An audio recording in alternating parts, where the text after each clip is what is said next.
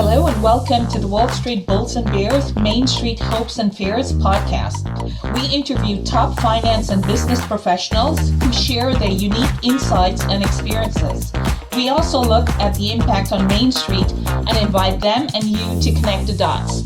My name is Shanaz Joan Parsan. I'm your host, but we do have other hosts from time to time. Let's get started.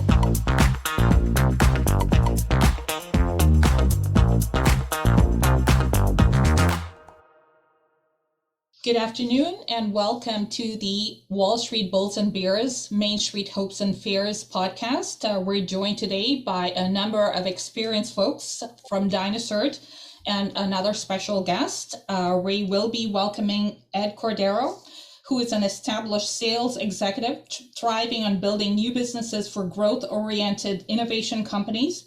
He has experience working with a number of early stage and startup companies in the green and tech sectors, including hydrogen, solar, IT security, fintech, and a whole lot more. And Jim happens to be a good friend of mine. We're also joined by the CEO and president and director, Jim Payne of dynaCERT. He's done a number of incredible things.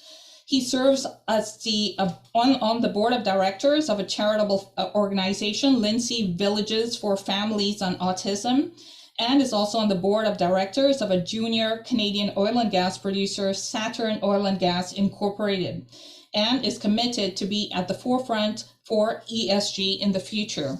Also is Gavy Randhawa, who is a professional engineer and a visionary and highly respected professional with extensive background in clean tech technologies with a focus on hydrogen. He holds a master's in engineering degree from the University of New Brunswick. So thank you, gentlemen, for joining me. Hello. Thank you. A real pleasure. Thank you. Thank you so much for having us. You're most welcome. Ed, I'll start off with you. At what stage do you think we are in the market cycle for hydrogen? Well, we're starting to see a shift over the last couple of years. When I was first involved with dynaCERT 5 years back, hydrogen wasn't on the radar. Everybody was talking about electric vehicles. Nobody was focused on hydrogen except dynaCERT and a couple of other small companies. And the expectation that I see is we're looking at the growth in hydrogen up until 2050 to cap out at about 680 metric tons by 2050. Don't hold me to that prediction because I won't be around. And how specifically does dynaCERT's current technology fit in the cycle? And you guys will know more. And of course, we'll be speaking to Gavy later on. But perhaps technologies that you're currently working on that we won't know about, but you guys know about, like how does that fit into this cycle? So what dynaCERT does is we are a bridge technology for diesel. We make diesel greener, and we also provide economic value by reducing the amount of fuel consumed in engines. So we are an interim solution until the pure hydrogen infrastructure and plants are developed, which will take a number of years. Gavy will talk a little more about that because he's instrumental in taking dynaCERT and helping us move in that direction, along with the partnership that we've with our team here. So we are at the early stages, I would say, and specifically when we went to IAA, which is the largest truck show that they hold in Hanover in 2018, everybody was talking about electrifying their fleets. Electric trucks were everywhere. In 2022, when we went in September, there was very little discussion around electrifying the fleets, but we were surrounded by hydrogen fuel cells and a lot of discussion around hydrogen vehicles. So we've seen that shift, but it still is the early days of this transition, and dynaCERT is at the edge, at the front edge of that wedge. Thank you, Ed. How did you become involved in hydrogen, another form of renewable energy? And we've known each other for years. Yeah. So I I was introduced to dynaCERT around 2017, and I've always been attracted to leading edge technologies that can have a significant impact and value for people and the markets. As you and I were talking earlier, I was involved with hospitals and creating operational efficiencies within hospitals, leveraging technologies and so on. And it's about having an impact. And I felt that this was an opportunity to join dynaCERT and leveraging their hydrogen strategy to have a significant impact in the market. Very good. Thank you so much. And the biggest challenge, Ed, that you would say in your specific role right now, and how are you overcoming it? So the biggest challenge is it's not a plug and play technology. It's because fleets want to validate the impact and benefits of our solution. So it takes a significant amount of consulting and data analysis. So it's not just a straight plug and away you go, right? So that's the biggest challenge. And we're addressing it by being heavily involved in the customer relationship and analyzing together with the customer to make sure that they get the optimal results, and we validate the results with them. Thank you. And the biggest reward? Biggest reward is the impact that we get from customers when we see a successful project. And this is global, right, Ed? It's not specific to Canada? Yeah, we've prior to a year ago, we were in Russia on a major pilot there. We're no longer involved in Russia, but we are engaged in Asia, Australia, South America, North America, and soon to be Africa, and as well as Europe. We have our operations in Europe as well. Okay, thank you. And the biggest surprise you've had in the last few months or years, and why do you think those came as surprises? Well, the biggest surprise is the momentum we've gained in the yellow iron market, which is the mining and the oil patch. We have significant interest and commitment from those customers in the oil patch and in the mines. And that was a surprise because I originally thought it would be transportation primarily. And then we developed, when we saw the opportunity in the mining sector, we developed solutions to accommodate that sector and serve that market. As you can see, the truck behind me. No, thanks for that. And is it also reversed? Like, have they approached you other than you approaching them? Have you seen interest from them, like towards more, green initiatives, if you will? Absolutely. And with them, it's not so much the economic value of our solution; it's the ESG, emissions reduction, carbon reductions objectives that they have. That has driven the interest and the approaching us. Thanks so much, Ed. Jim, I'm going to turn to you. Can you tell us, how did you become involved in dynaCERT? Sure. So going back in the past, I was introduced to this company before it ever went public. I was introduced to the original technology. The company back then was called Dynamic Fuel Systems, and what we have as a hydrogen today was called a Jetstar. I was very excited. I was sold on the concept because I saw what it could potentially do. Between myself, family, and friends, we invested the first $5 million in this company, like I said, before it even went public, because I saw it as a huge opportunity. I watched the company struggle and go on for several years until it got to the point where I was sort of at a crossroads. The company was either going to fail or I had to step in and help turn this company around. Now, the one thing I've been good at my whole life, because this is what I have done my whole entire life, is put teams together, define a target, put teams together to get there. And that's the one thing I'm very proud of that I did here at dynaCERT. You look at the team we've got, you look at the team, everything from the sales to the management, to the people that are working in the manufacturing, to our research and development. We've got an unbelievable team. We've got probably one of the most experienced teams in the hydrogen economy today. And that's what really excites me. Thank you. And what does the future hold for dynaCERT? Well, I firmly believe the future is huge. I have invested everything into this company because I strongly believe in the future.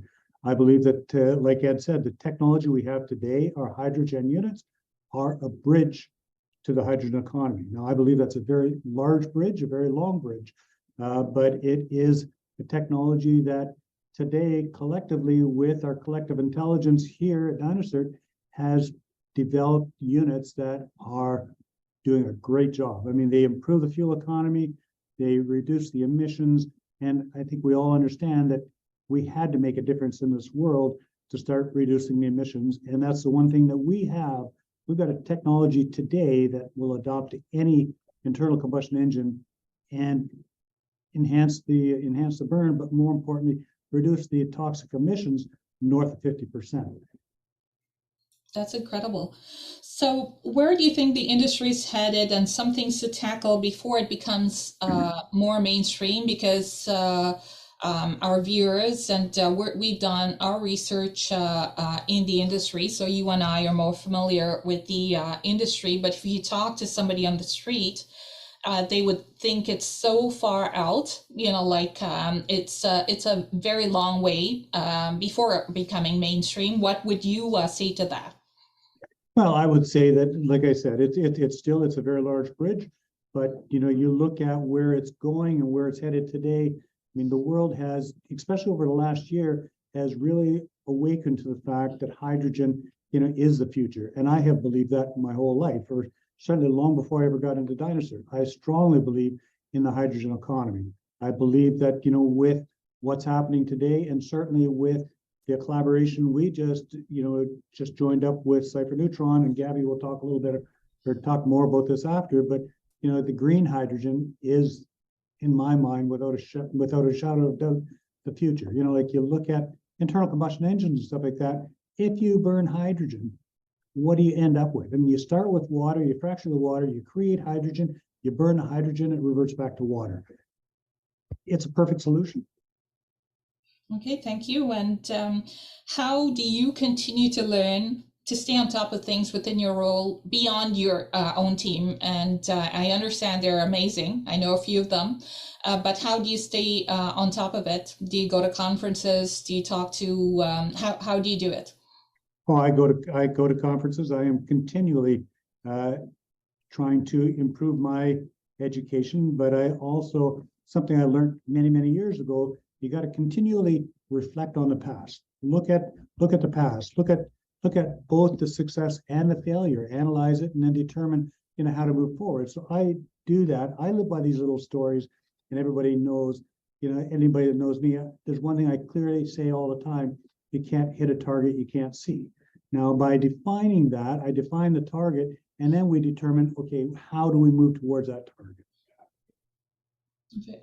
And along those lines, and tie into something Ed said, you guys came across mining and oil and gas. Are there other industries that came as a surprise that you didn't think of that would be a target, but it just came about? I'm not going to say it came as a surprise. I mean, it was something that, we started out probably with the toughest market going. We started out with the Class 8 trucks or the transport trucks. You talk to the trucking industry, they have been inundated forever. Put this in your tires, put this in your wheels, put this in your oil, put this in your gas, shove this up your tailpipe. They're always trying to improve the fuel economy. So, that was a very tough road to go down.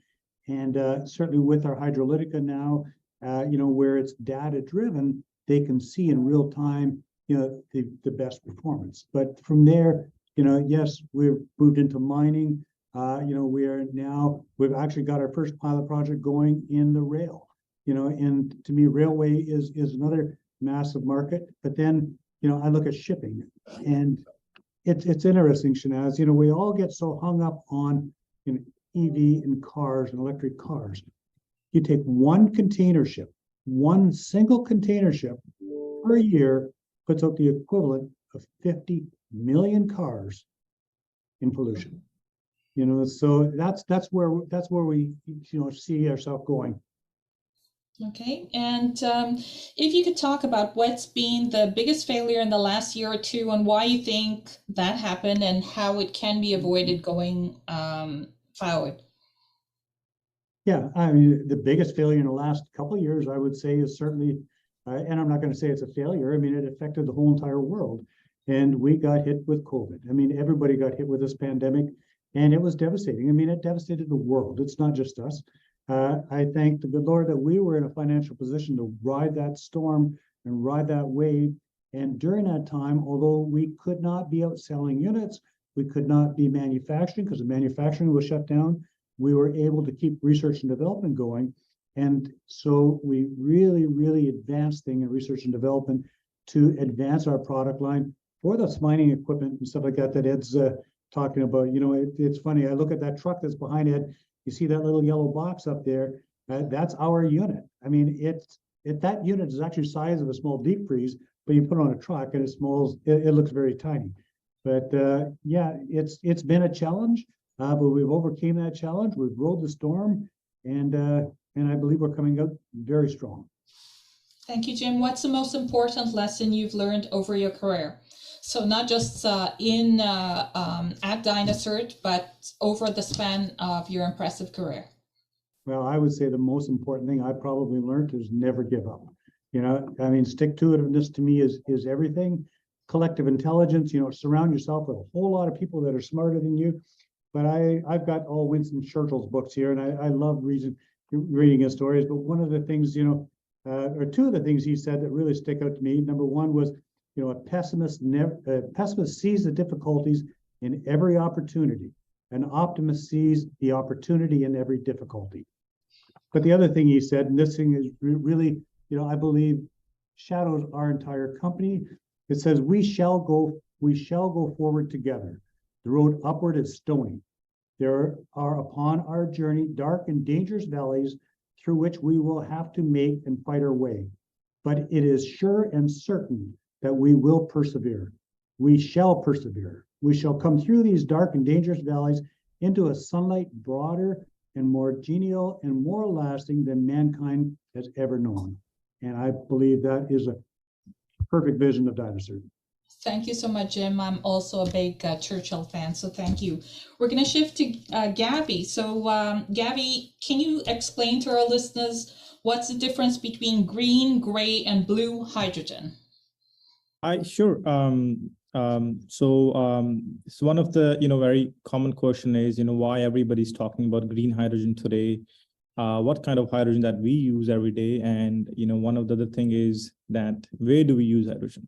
So starting from the different types of hydrogen, the traditional hydrogen that we use every day, even more than 95% of the hydrogen that we use today is called gray hydrogen.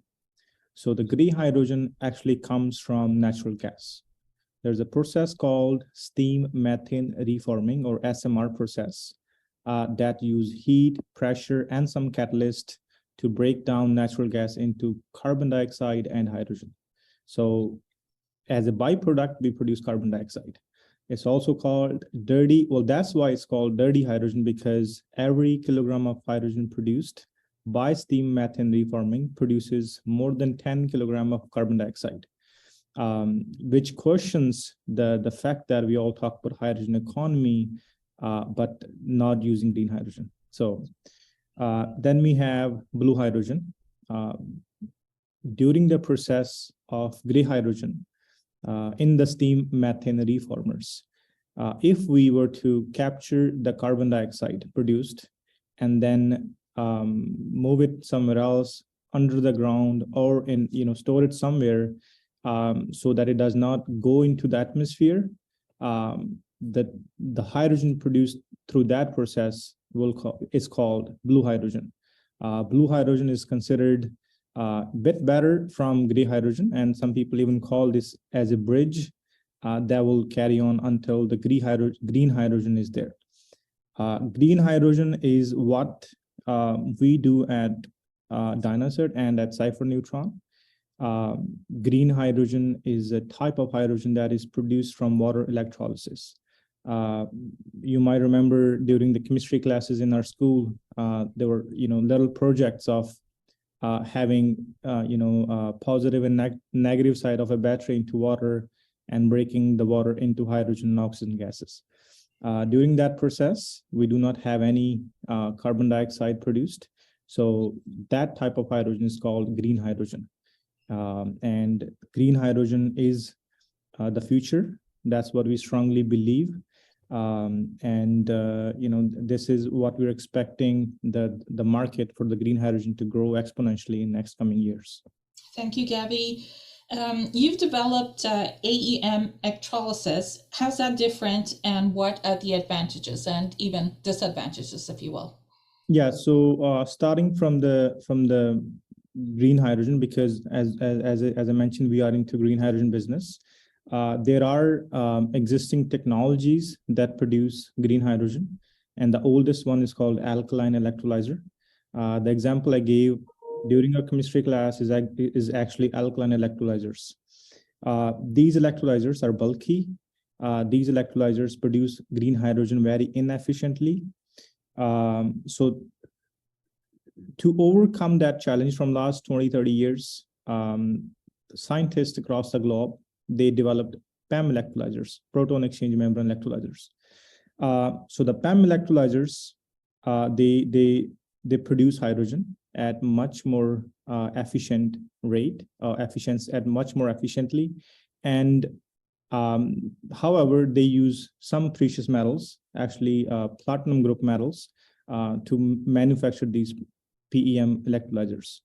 At dynaCERT and at Cipher Neutron, jointly we have developed 5 kilowatt AEM electrolyzers. And we have combined the good sides of both electrolyzers, meaning alkaline electrolyzers and PEM electrolyzers. We have produced a hybrid solution called AEM electrolyzer that makes green hydrogen much more efficiently without using any precious metals. So in our electrolyzers, we do not use any metal that comes from mining. So this is, well, the hydrogen that we produce is actually green because we use non-precious metals. We are different than the PEM electrolyzers and alkaline electrolyzers. We have engineered unique solution, unique design that produces green hydrogen at cheaper price, and the electrolyzers we are making will be affordable in the market at a much more affordable prices. Okay. And what's the market for AEM? Market for AEM is same as green hydrogen. A multi-billion-dollar market is expected for green hydrogen in 2025, and it's supposed to grow exponentially. One of the major hurdle in green hydrogen or hydrogen economy is, as I said, is the price for green hydrogen and the price for electrolyzers to produce green hydrogen. With our AEM solution, we produce green hydrogen more efficiently by reducing the price per kilogram, and also the fact that we use non-precious metals. We also slash down the electrolyzer prices. So this explains the AEM market. So anywhere we use green hydrogen, our AEM electrolyzers will be used to produce such hydrogen. Okay. And can you tell us what a reversible fuel cell does, and what are some of the advantages of that? Yeah, and on top of doing AEM electrolyzers, we are also into reversible fuel cells. Reversible fuel cells is a system that can act as an electrolyzer and also as a fuel cell. As Ed was mentioning, that IAA and other seminars now, or any other conferences, there are two things now very common. One is electrolyzers, and the other one is fuel cell. Electrolyzer, as we know, produces hydrogen, and the fuel cell actually use that hydrogen to make electricity. So we have developed a system called reversible fuel cell that is a 2-in-1 system, and it can produce hydrogen in its E mode, and then we have FC mode, we call it, in the same system, and it can use that stored hydrogen to make electricity. So this is kind of this is set to revolutionize the industry. and it will be used as backup power system in future. We are the first company in the world to use RFC coupled with graphene storage. So basically what we're doing is we are producing hydrogen from RFC in its E mode, and we're storing that hydrogen in graphene slurry in a non-compressed fashion. And then we use that same hydrogen in the same system to produce electricity. So it's like a power backup system. And we strongly believe in the next coming years, it will be a big challenge to lithium-ion batteries. Okay, thank you, Gavy. What's a common myth about hydrogen that needs to be overcome? I sort of asked Jim this earlier, but what's your take on that? I think when it comes to big scale hydrogen production, there are different myths about it. One of the big one is that hydrogen cannot replace natural gas, and which, by the way, now, especially in the European countries, the scientists have proven it wrong. Now we're using up to 15% of hydrogen, and we're mixing it with natural gas to, replace natural gas. And other myth is that hydrogen is dangerous or explosive, and which we all know. I mean, natural gas is same.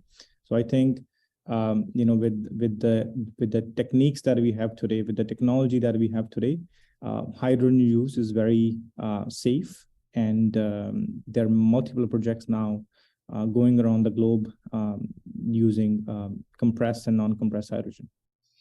Thank you, Gavy. What's one thing about your job or field of expertise that almost no one agrees with you with, even say Jim or Ed or anyone else? So I would say being in the hydrogen industry, we talk hydrogen almost every day. So there are certain things that we argue on, and I think if I have to say one thing that not many people believe, is number one is green hydrogen. I strongly believe will be cheaper than gray hydrogen, because right now gray hydrogen is priced almost $1 per kg, and green hydrogen prices are much higher than that. And I strongly believe with new inventions, with increasing the efficiency of electrolyzers and bringing down the electrolyzer prices, will slash the green hydrogen prices below gray hydrogen. All right. Thank you, Gavy. And other than this and what we talked about, what are some other things that you're researching right now? Could be related to hydrogen, or directly or indirectly related. Yeah, we everything we're doing right now is in hydrogen, and we are talking about hydrogen economy. And I think I will still go back to Ed's quote. 5 years ago, nobody was talking about hydrogen. They were talking about electrifying buses. They were talking about everything but hydrogen. Right now, and good thing is the fact that dynaCERT is researching in hydrogen from last 20 years now, or we've been involved with hydrogen from last 20 years. This is the momentum now, and we're doing several things, including hydrogen storage, better AEM electrolyzers, because there's room for improvement in everything. And we're doing AEMs, reversible fuel cells. We're doing hydrogen storage, backup systems, so more futuristic things. And I believe there's certain unknown things that we don't know yet, and we will we're trying. Well, we will stay at forefront of research and development, and we will be coming up with more products in hydrogen industry. Thank you so much, Gavy. Ed, I wanted to ask you, what's a good book you're reading these days? Well, actually, a very good friend introduced me a couple of weeks back to a book called Dare to Lead by Brené Brown, and it's captured my attention. It talks about how we can dare greatly and rise strongly at your work. The book starts with a speech that Theodore Roosevelt made in 1910 in Paris, and the speech is commonly known as the man in the arena. And in his speech, he was rallying against the critics who do nothing but complain and point out all the failures of those that are in the arena with blood and dirt and sweat on their face, risking everything, and being vulnerable in the risking. They're vulnerable to have the worst defeats, but they're vulnerable to achieve the greatest results and victories. And she applies that to business and rising at work. So it's a great book. She's got some great TED Talks as well. So that's one that's captured me over the last couple of weeks, and I'm partway through. Thank you so much, Jim. I'll give the last word for you. If you had an extra $20 million, either in budget or you could just spend it, where would you spend it and why? And where might you tell somebody else to spend that if they had $20 million just lying around? That's a great question. And honestly, if it was personally, if I had $20 million, I would invest it in dynaCERT. I really strongly believe in the future of dynaCERT. If dynaCERT, we would continue down the road we're doing and really expand on the research and development and in the future of green hydrogen. Yeah. Okay, thank you. Any question that I haven't asked that you wished that I had asked? Anyone? One comment that I want to make in addition to what Jim just said, and in the last discussion I had about that speech about the man in the arena, both these gentlemen are in the arena every day, and they've got the blood, dirt, and sweat on their faces in spite of the critics. Thank you so much, Gavy. Any last comments?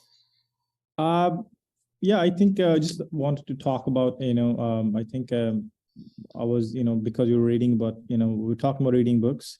I came across and very famous proverb from, American is that we do not inherit the land or the earth from our ancestors. We are borrowing it from our children. So I think this is what we all believe in Cipher Neutron and in dynaCERT, and this is our goal to have a sustainable world for the next or upcoming generations. Thank you so much, Gavy, Jim. Thank you for taking the time to speak with us. I'm so honored. Thanks so much, and I hope you can come back again. Thank you. Thank you, Shanash. Thank you. Bye.